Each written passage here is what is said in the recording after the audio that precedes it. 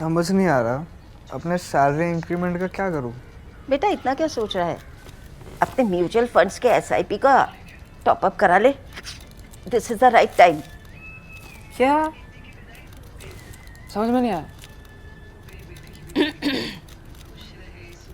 बेटा इतना क्या सोच रहा है, अपने म्यूचुअल फंड्स का एसआईपी टॉपअप करा ले। This is the right time. अब समझा।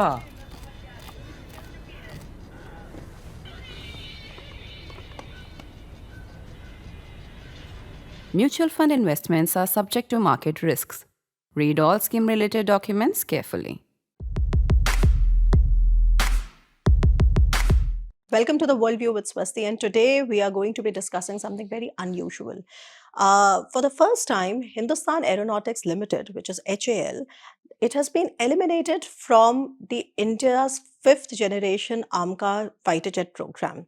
Now, what remains now are three private players, Bharat Forge, Tata, and L&T, and that raises a whole host of questions. And to unpack those questions on whether the Indian Air Force is completely frustrated with HAL, is it something which we should welcome because privatization perhaps will bring better efficiency and competitiveness, or is it something which is completely uncharted waters? And there are a lot of related questions around it as well about, why is it the HAL has not been able to deliver, so on and so forth. And to unpack that, no one better than Group Captain Ajay Ahlawat again, who's a former fighter pilot of the Indian Air Force. Okay, Ajay, so welcome to the Worldview with Swasti. You're no stranger to either the program or this platform.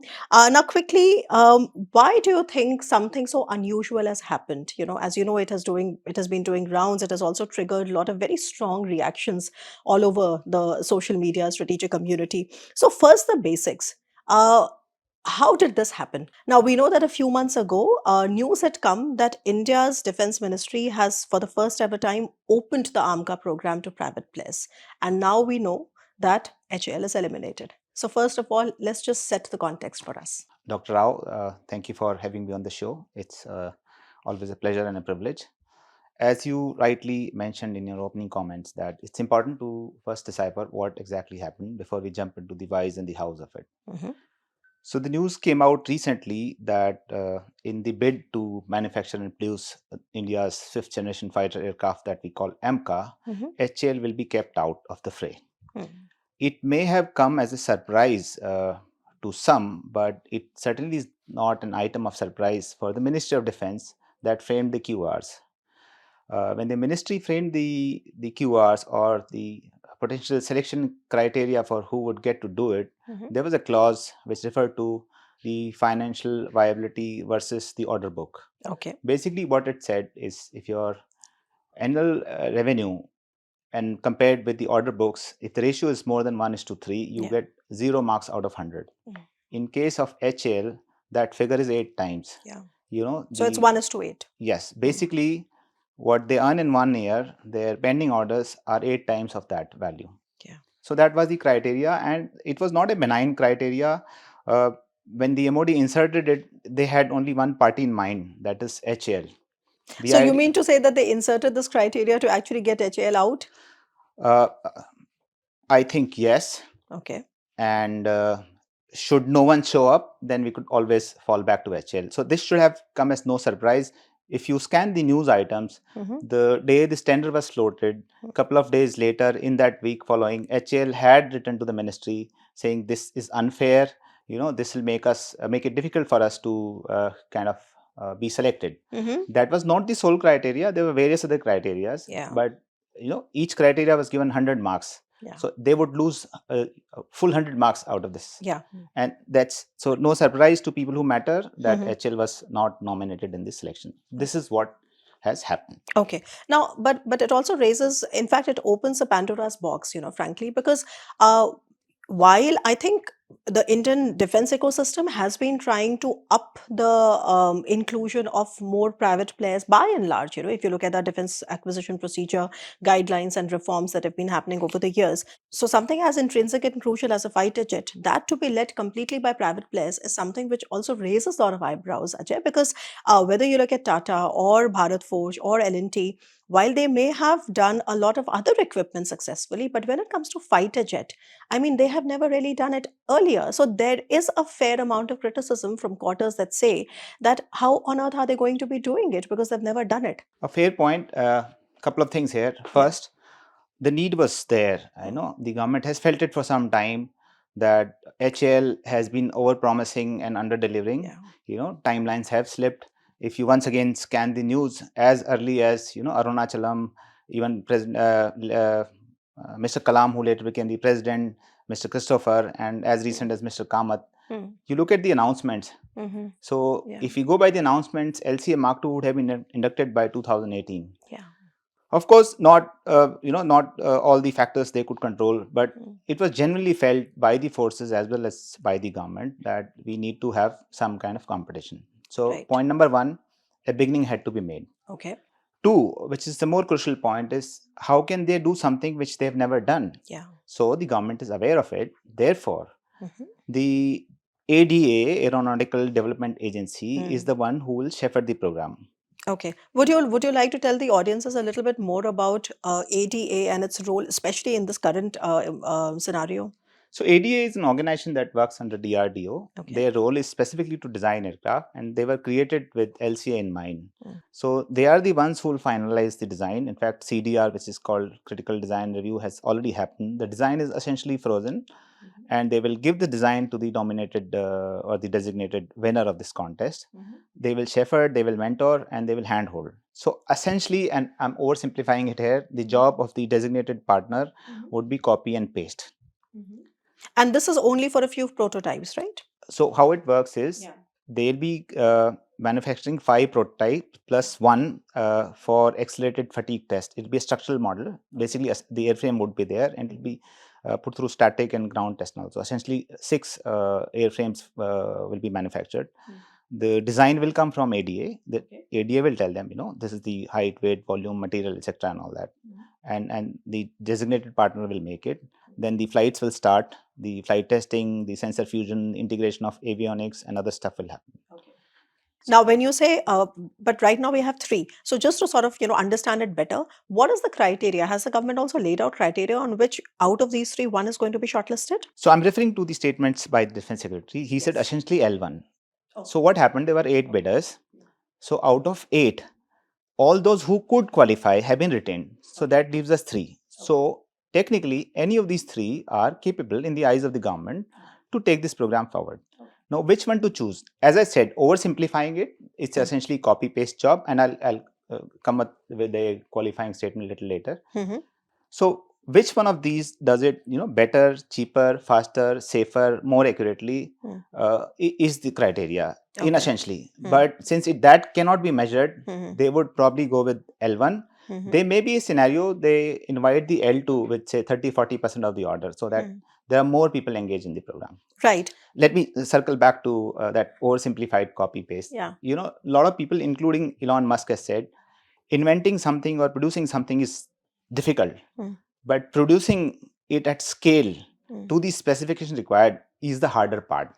So that's why I said oversimplifying copy paste, producing something at scale will be the hard part. ADA would do the lead work per se, but the designated partner will also have to take a lot of chances. And that brings me to the question of funding. It is said that this the prototype itself is going to cost about 15,000 crore rupees, right? Where is this money coming from? Okay, I've scanned the tender document and I've also looked at statement of the leadership in the MOD and people who kind of take decisions in this regard. There is no clear kind of pathways given that you will get funding, through the defense account, through the defense budget, or special purpose vehicle, or ABC. But there are various statement of intents conveyed by the government, including the Raksha Mantri, that says that they would handhold and they would provide pathways for funding. Because, as you rightly said, 15,000 crore, if all things fall in place, everything works out, which is unlikely in a development program of this nature. The cost would overrun, the time would overrun. So they would definitely need support from the government.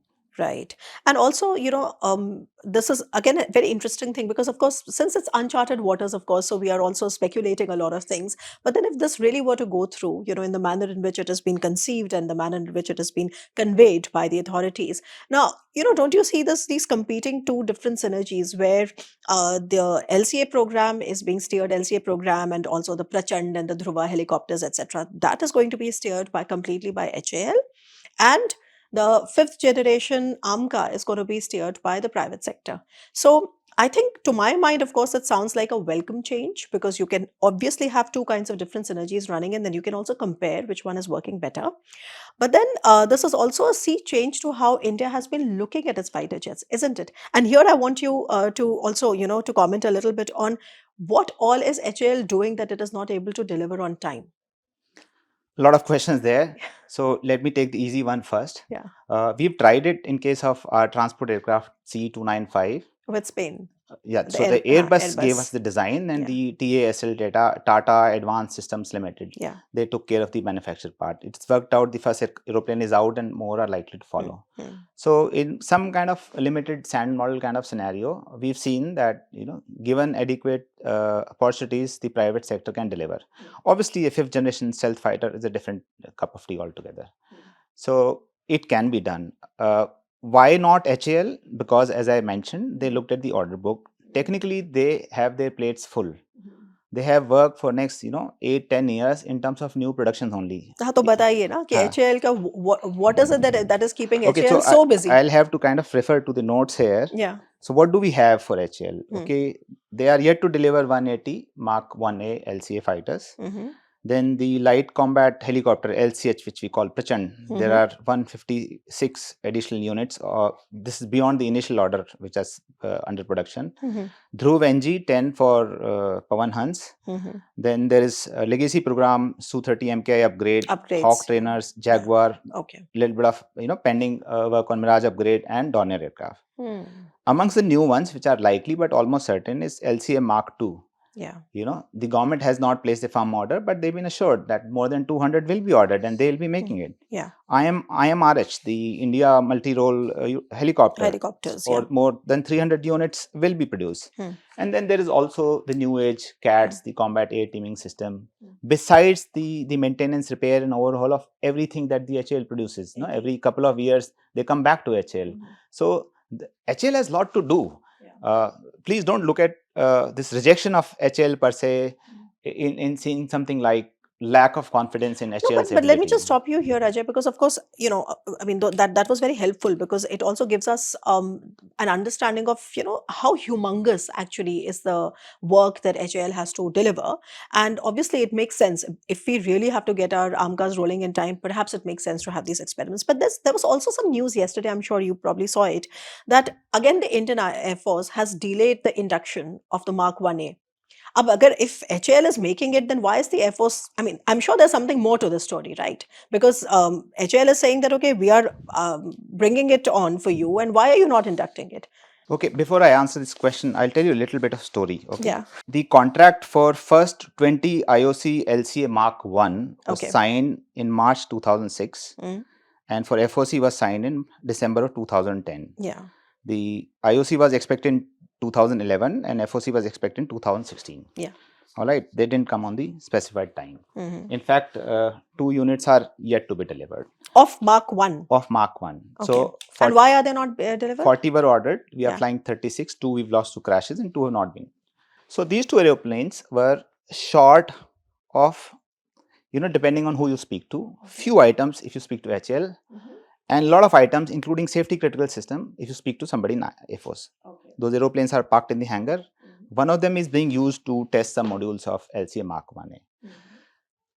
When the time came, HAL told Air Force, thoda sa hai, like it's a couple of things, and we'll fix it in few months. Take it, start flying, and as you're flying, we'll fix it. The Air Force said, you know what, take those few months, fix it and then give it to us. It's been close to 9 years, not fixed. So now let me answer this question.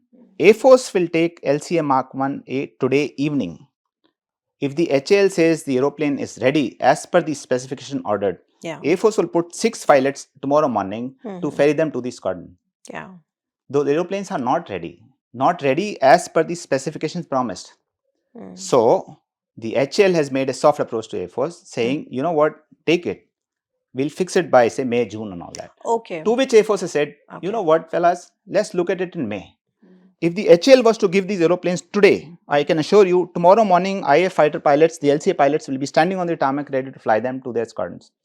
Indian Air Force raised or paid number 3 squadron, the Cobras, based on the timelines promised. The squadron has been stood up. There is a commanding officer. There is an adjutant. There are a whole lot of pilots, engineers, technicians. They're all twiddling their thumbs. Once in a while, they get to fly the Mark 1. But again, Mark 1 squadron is not happy sparing too much of effort. I think this CO would hand over command of his squadron without actually having flown the aeroplane. So that there is no delay from the Air Force in accepting the aircraft. But the Air Force will not accept the aircraft in a suboptimal configuration. It has to be delivered in the configuration that has been promised. Who are people flying this LCA Mark 1A? The test pilots. The test pilots the of the National Indian Air Flight Force, Testing School yeah. they're all ex-Air Force test pilots. So there's no surprise in the Air Force headquarters on what is the status of the program. The IAF headquarters knows exactly. And IAF headquarters would be more than happy to receive them and take them, provided they are in the configuration promised. So when do you expect, I mean, of course, this is a background that I think many understand, but perhaps not understand as with the same clarity as you just explained.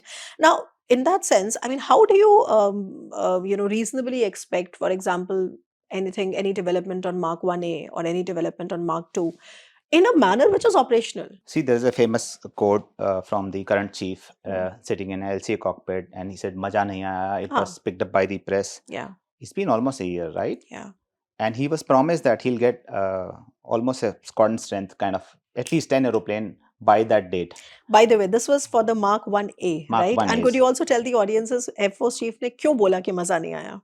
Same, because he expected when he shows up for Aero India, he'll be handed over, there'll be a ceremony, then 10 Mark 1As will be given. Okay. There were some photo ops with, people posing for pictures with Mark 1 in the background. As recent as last month, the HAL boss has given a statement that aircraft behind me is structurally ready. Now, structurally ready is different from ready to hand over. Absolutely. And ready to hand over is when it checks all the boxes of what it is supposed to carry, supposed to do, and supposed to be configured with. Right. So the chief was unhappy then. I'm sure the chief is unhappy today. Okay. So as in the shifting sands timeline, we were assured that in this financial year, which ends on 31st March, at least 5 will be given. Obviously, there are some engine delays and only 5 Cat A engines are there, fine. But I don't think those 5 would be accepted by the Air Force within the final. HL would be happy to hand them over as it is, promising we'll fix it later. Okay. Our experiences with fix it later has not been good. Yeah, I mean, we understand, all these delays, and I think it's because of these delays, the Mark II program perhaps would also get delayed. And I think it was to, ideally, we wanted to replace Rafales with Mark IIs, okay? And since that is not happening, do you think the Air Force has a very solid, legit reason to double down on getting more Rafales? Okay, let me first address the Mark II question. There is no reason for Mark II program to get delayed if we look at narrowly from the point of prototyping and first flight. Okay. Because the team that is working on Mark II is different from team that is working on Mark 1A. Okay. Mark 1A is has done the prototyping. It's at the production. It's a shop floor. They have to get it sorted, fix the equipment that is needed, test the integration, and hand it over. The Mark II, the first flight is there to take place. Okay. So the only bottleneck the Mark II program will face if it goes as planned is when the time comes for production. If the Mark 1 is still clogging the lines, then the Mark 2's production will get delayed. But if things work out, I don't see delays in the first flight, the prototyping, and the initial tests to start. Right. And when is that? Again, shifting sands actually. Okay. Dates keep changing. I think the latest estimate is 2028, 2000. Somebody said this year, somebody said next year. I see it more like happening mid of 2028. Yeah, because anyway, even if we were to order the Rafales are not going to come immediately either, right? But let's just talk a little bit about the Rafales also, because I've been meaning to speak to you about it, because we discussed it so many times in the past. Every time there was this news of, Indian Air Force being interested in, 100 more jets from the soy aviation. Now, quickly, there's been so much of discussion around India-specific enhancement. So we want to buy the Rafales, but we also want to sort of indigenize it to the extent possible. What is the development on the India-specific enhancement? Okay, first of all, the Rafale story. Yeah. How many do we have? We bought 36 for the Air Force. Yeah. That is what we have had, whatever, what you choose to say. The 26 for the Navy are yet to come. Yes. And 114 are yet to be ordered. Yeah. So right now it's a work in progress. Okay, they are not there. The government may decide not to go ahead with it, or the government may decide to go ahead with it. It's their call. Okay. So we can, definitely say Rafales are coming or not only when the deal is signed. Right. Now to the second part of this question, I saw a lot of collavery on the social media that when HAL falls short, the veterans go crazy, but when the French falls short, you keep quiet. Yeah. And the point that your outrage is selective. Yes. It's only directed to poor HAL. No, fair point. Not entirely without merit, but Okay. let me answer this India-specific enhancement. So there were about 13 of them. Yeah. Why I'm saying about 13? Because there are a couple of set of documents that listed 7, 12, 13, and then 14th. Are they in the open domain? Some of them are, because when the deal was signed, these were mentioned. Okay. So as on date, all have been completed. So they were essentially what? They were to do with the avionics improvement, the radar improvement, certain safety critical features were added in the autopilot, life support, OBOGs and all that, onboard oxygen generation that allows to fly for longer, and then stuff like that, towed decoy, meteor integration. So all those kind of things are there. All these have been done. There were delays. Yes, there were delays. Air Force will not agree with it, but I can tell you there were two main reasons for delay. When we bought this aircraft from France and said source code, so we're not sharing the source code. So any enhancement, we had to tell them, okay, get this thing done. They said, fair, we'll do it. This is the money we'll charge. This is the time we'll need with the aeroplanes. So give us the money and hand over 2 aeroplanes. With the Rafale being inducted, scorn being raised, there were some delays, hesitation on part of Air Force to hand over both airframe. They said, start with one and keep moving. And there were also a little bit of delay in the making payments. Okay. But by 2023, all ISCs were in place. Right. I'm glad you made this point, Ajay, because, there's also a lot of disinformation around the issue of source code itself. Now, I think a lot of people in India perhaps don't realize is that, and I'm sure you would allude to it, or please tell me if it is wrong, if I'm wrong, that I don't think the Air Force particularly has a problem with the SAW not sharing source code, because, as long as the SAW is really okay with India-specific enhancements, they don't want the source code. And why I tell you this is because, recently in the Emirati experience, it was the same. They wanted some of their own sort of, specific country-specific enhancements, and they were very quick to go ahead with it because the payments were very quick. So this is how Air Force looks at it. The access to source code is nice to have, but it's not a deal breaker. Okay. Obviously, we'll be happy if they share the source code. What do we need source code for? We need source code for upgradability of the platform. Right. Either with weapons that we procure from, say, friendly countries like Israel or maybe US or Russia, and also ability to integrate their own weapons. Right. It's like you transplant a kidney into the body. If the body rejects it, the transplant is failure. Yeah. So any attempt to do so, which we tried during Kargil on Mirages, any attempt to do so ourselves have caused failures. So yes, if we need upgradability in our control, we need the source code. But how the Air Force looks at it, they call something like sovereign control over the platform. Right. As long as the OEM is ready to do it for me and there is no bottleneck there, source code should not be deal breaker. Okay. They give it, fine. If they don't give it, let's not call it a deal breaker. Because look at it from the Dassault's point of view.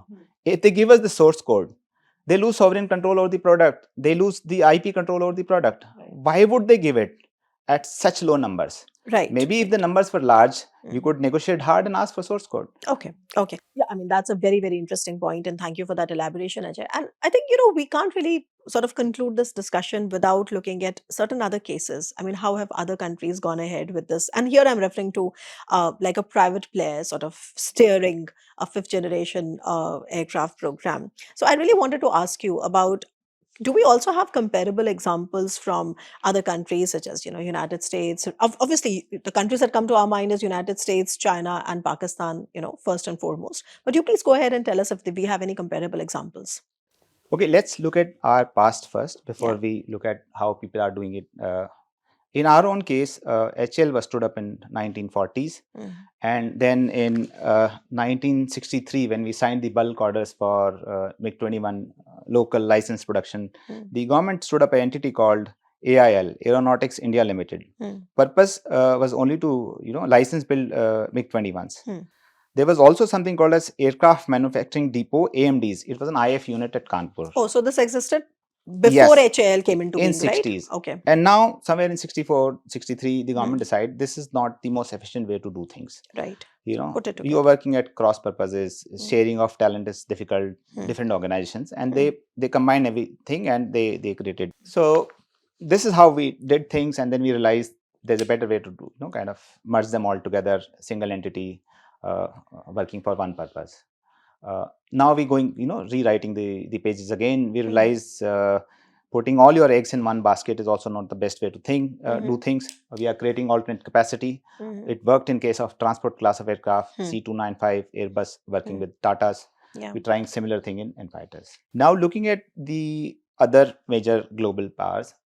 So US typically has Boeing, Lockheed Martin, Yeah. and Northrop Grumman, and there are other chota, subsidiaries, and these companies consume them as they grow significant. Yeah. So there is military industrial complex is essentially private in nature. Yeah. In case of Russia, again, state funded, state controlled. We have Sukhoi, we have Mikyon, and we also have Irkut. In case of China, there are three: Chengdu, Shenyang, and Xi'an. They all come under AVIC, but they are also some kind of semi-autonomous, and they work on their own. So essentially, I've looked at three big producers of fighter aircraft. There is a competition everywhere. Nobody has placed all their eggs in one basket. So, which is what we are trying to do here. Okay, so we are basically trying to emulate something that others have done, and quite successfully, because it has its own very strong logic of building efficiency, right? And also, Ajay, I have to ask you this last question before I let you go, which is that when do we expect? I mean, we are always constantly talking about it and about the prototypes and the delays and so on. When do we expect an operational AMCA squadron? Going by the best case scenario Yeah. and what is being reported, the first flight of AMCA will take place in 2029. Give it 5 years of testing and integration. That goes to 2034. Okay. That's when the aircraft can be the HAL can start to, or the designated partner can start to mass produce this aircraft. Initial production rates will be 2 or 4 aircraft in a year, gradually increasing it to 8 or 10 depending on the orders. And give it 2 years for the squadron crew to take in the aircraft, train, get to day ops, fully ops status, hone the tactics and all that. So I am looking it to closer to 2038. Okay. Okay. So 2038 is the best case scenario. Yes. Right. What all can go wrong? A lot. See, right now it's cardboard. Yeah. More than cardboard. Sorry, Yeah. I'm oversimplifying. I mean, Yeah. it has been tested in theory. Yeah. Once the prototype is built, they start flying it. Then there would be aerodynamic challenges. There would be system integration challenges. There would be weapon integration challenges. And we have not even talked about the engine. Where is the AMCA engine coming from? Right now, the The plan is to 414. fly with 414. Yeah. If what we're trying with the reviving Kaveri with a JV, with a foreign partner, if that works out, maybe in the later versions of AMCA, that engine. See, the aeroplane designed around an engine. Of course. We just can't change the engine because, okay, abhi ye better mil gaya, let's fit it. Yeah. So the current design of the CDR, the design which is frozen, it is Which is frozen 414. around a 414. 414. Yeah. Once again, if it is ours, probably there is an option to change it later on. Right. But right now, that option is not visible. Okay. So, okay. So you said among all the things that can go on, you were giving me a list. So would you like to complete the list? No, I was giving an example of Yeah. F-35. They were struggling till last year with their oxygen system. The aircraft has been fielded, but there have been issues with the oxygen system. So stuff like that will crop up during the development and the testing phase, and people will have to take care of that. Right. On that note, Ajay, I have to thank you for helping us understand all the nitty-gritties of something which is quite, I would say, unprecedented in India's defense ecosystem, especially for our fighter jet program, because for the first ever time, we are going to be looking at it without the regular familiar HAL. And we'll see how it unfolds. And of course, we wish the Air Force and the designated partners all the best. And you stay tuned for yet another episode.